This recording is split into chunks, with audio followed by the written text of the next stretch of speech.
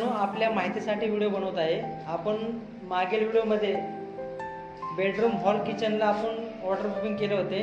आता हे मित्रांनो टाईलचं काम झालं आहे. टाईलचं काम झाल्यानंतरही मित्रांनो एक बघा, एक 2 इंच तरी आपला डिस्टन्स राहतो मित्रांनो.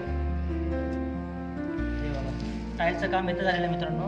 आणि याच्यावरती हे आपलं बेसकोट दिसतो मित्रांनो. म्हणजे हा सरफेस आणि हे वर्टिकल आपण हे दोन्ही पण केलं तर मित्रांनो. खाली बेसकोट केला होता आणि या साईडचा हा वाटा, म्हणजे पाणी जाण्याचे मित्रांनो चान्सेस नाही. हे आपल्याला दिसून येईल मित्रांनो.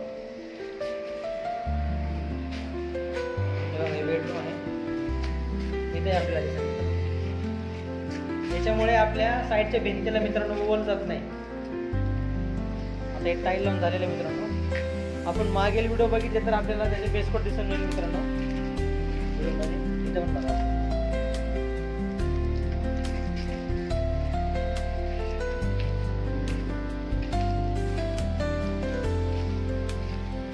टाईल बसून झालेले मित्रांनो. टाईल बसून झाल्यानंतर आपल्याला वर्टिकल आपला वाटा दिसतो मित्रांनो.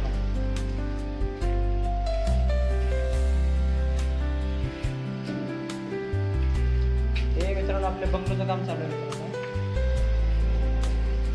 एक बंगलोचं काम चालू आहे. तर याचे मित्रांनो वारंवार व्हिडिओ टाकले होते आपण.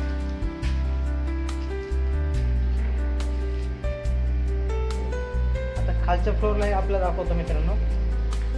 टाईल बसवलेली आहे.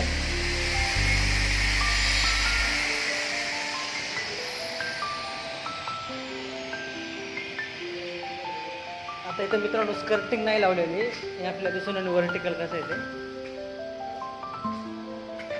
स्कर्टिंग बसवण्याचं काम बाकी आहे. हे आपला वाटा दिसतो मित्रांनो. पूर्ण प्रॉपर वाटा झालेला आहे.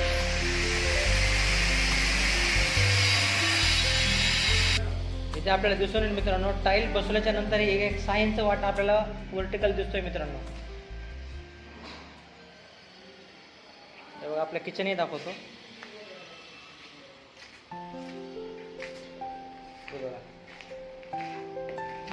याच्यामुळे लिकेजचे चान्सेस मित्रांनो भरपूर कमी होतात. शक्यतो लिकेज येत नाही मित्रांनो.